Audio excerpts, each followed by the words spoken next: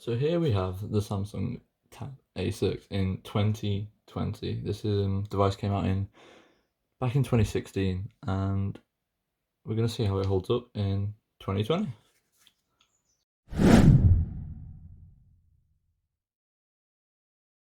So first of all, we're going to have a look at the specs, and this is rocking a 1920 by 1200 screen LCD, 1.6 gigahertz quad-core processor, 2 gigs of RAM, 8 megapixel plus 2 megapixel camera, and a 7300 milliamp battery. Today's standards probably could do a bit more RAM. The processor's not too bad, and obviously that 10.1 inch screen, it's good enough. So now we'll move over to the tablet and see what it's like now. So I've been using this device for just over a year now. I actually got it as a gift for Christmas once. I put it in the case to make it easier for the video. So in 2020 I've been using, well, since the year I've had it, I've been using this as my daily driver for mainly watching YouTube videos, Netflix, and video calling. I haven't really done gaming on it though. It does run games, like if I just load up Fallout Shelter, it runs games pretty smoothly. If you're expecting to play something like PUBG, it may be not your cup of tea, but it did it. I'll leave it real time so you guys can see how long it takes to load up. Try and enter the vault. Just got to turn the volume down because it is connected to my earphones. So overall, I've been using this pretty much every single day for mainly video calls. But as a daily driver, it's not too bad for the entertainment side of things. As I said, gaming, can't be expecting to play PUBG on it. I don't think you can actually get Fortnite on it because it's too old. With only having that 2 gigs of RAM as well, it's probably best you don't download these bigger games. Storage wise, we have the 32 gigabyte version. I don't think they made any other versions, but you can expand that up to 128 gigabytes port that is just there, next to your 2 volume buttons and your power button. And if we just quickly look at the top, we've got the headphone jack 3.5mm and the micro USB cable jack, sorry. So if we just push this back here, so that's how quick it loaded. Obviously not that quick, and it doesn't seem to stutter. I know this is only Fallout Shelter, it's not too demanding. Obviously it doesn't stutter. For multitasking, I never really keep my tabs open, but you can go on things like I've got the game running and we go on, say, YouTube. And there's no issues when you've got loads of tabs open. The battery is absolutely amazing. So if we just click on Daz here, look. It loads everything pretty quickly for how old it is. But the battery life is probably the best thing about this. I usually get, I don't really know, I can get a full day out of it. So there's not too many issues with the battery. If you're going to get this in 2020, roughly around £100. If you're going to use it for mainly watching videos and stuff like that, it will be good daily driver. Just like I said, you can't really expect to be playing these higher level games. Subway Surf does run, just not very well. It's, as a daily driver, you'll get away with it. It's good for checking emails. I did at one point have to use Word on it. That wasn't too bad of an experience because I had to use it for schoolwork. So using it for Word and stuff like that. I'm not too much of a person who uses cameras on tablets, but the camera isn't too bad. And if you're just going to compare it, it'd probably be towards the S5 series of the Galaxy. That's the kind of camera you'll be expecting quality-wise.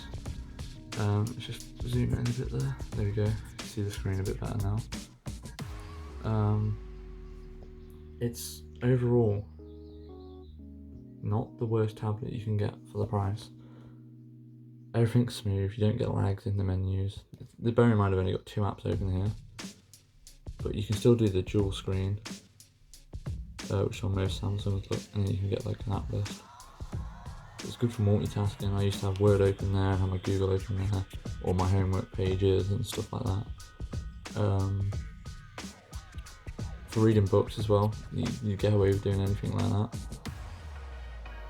And it also, the good feature is you've got kids mode, so if you're looking to get it for a child or something, you just want to get them a cheap tablet, just break stuff, it's worth maybe looking into this. And obviously, if you ever want to go back to your thing, you can just slide it across sometimes. But you don't get much lag for how old it is. There's not really much else I can say. You obviously got the expandable storage, which is a big help, especially if you are downloading files and like editing videos and stuff, because it does have, you got your Samsung built-in editing software just for clipping and cropping videos, which seems to be smooth when I used to have to try that as well. But if you're just using it for your everyday things like 8-ball pool, that runs fine. You know, checking your eBay, checking YouTube, and just general media watching, the screen does get pretty bright. Like this isn't even full. Let's turn it up to full brightness. I don't think on video it really shows justice. But if I took this outside, I could see it perfectly fine. And I don't have to like squint or anything. So everything seems to be really good. I've been had it for, what are we in? June. I've probably had it 1 year, 6 months roughly. And I don't think I've ever had an issue with it. Obviously the battery with a 7,300 milliamp battery, it does take a while to charge, but you get like triple that time back, and it's amazing. Like the last time I charged this, I charged it to 50%. Turn the camera up so you can see the battery. I charged it to 50%, and that was by about, I think it was 12 o'clock today. So it's almost been, I don't know, 10 hours maybe, and we've still got 9% left.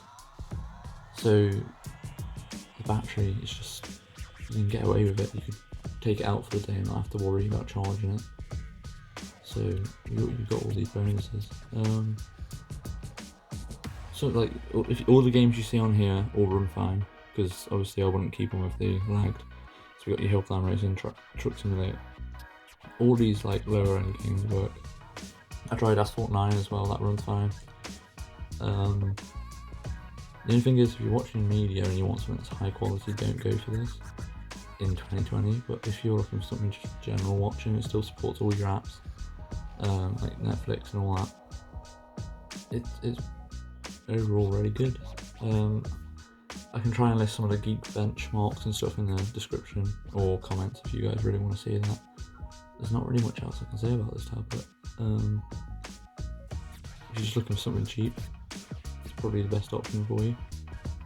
You got most of the features still after 4 years, so for the price you're paying, you definitely get what you're paying for. And that's about all I can say, so thanks for watching. If there's anything you do want to know about this, obviously leave a comment. I'll get back to you as quick as possible. And I know these videos are a bit all over the place, I'm still getting used to all this reviewing the tech stuff. So I start with one thing, move to another, then go back to something else. It's all over the place, but I'm starting to like get used to it. So if you're liking these videos, then tell me. Obviously comment if you do need it, like want to know anything about it. So yeah, thanks for watching.